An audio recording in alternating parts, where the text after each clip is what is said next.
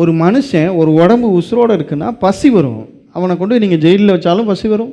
அவனை நீங்கள் ஃப்ளைட்டில் உட்கார வச்சு அமெரிக்காவுக்கு H1 விசா எடுத்து நீங்கள் அனுப்பிச்சாலும் அந்த பறக்கும் போதும் அவனுக்கு என்ன வரும்? இல்லைடா நீ வந்து பறந்துட்டுருக்க, நீ அமெரிக்காவுக்கு போகிற, அதனால் உனக்கு பசிக்கக்கூடாதுன்னு சொல்லி பாருங்கள். ஒரு ஆத்மா உயிரோடு இருக்கிறது என்று சொன்னால் அந்த ஆத்மாவுக்கு தேவனை குறித்த தாகம் இருக்க வேண்டும். அந்த ஆத்மாவுக்கு கர்த்தரை குறித்த பசி இருக்க வேண்டும். மானானது நீரோடையை வாஞ்சித்து கதறுவது போல என் ஆத்மா தேவனே உம்மேல் தாகமா இருக்கிறது என்று சொன்னால் என்ன அர்த்தமானா, எனக்குள்ள ஒரு ஆத்மா கொடுத்திருக்கிறீங்களே, அந்த ஆத்மாவுக்கு தவிக்குது. என்ன தவிக்குது? உங்க பிரசன்னத்தில் இருக்க வேண்டும் என்கிற தவிப்பு இருக்கிறது. இன்னைக்கு எத்தனை ஆத்மாக்கள் உயிரோடு இருக்கிறது?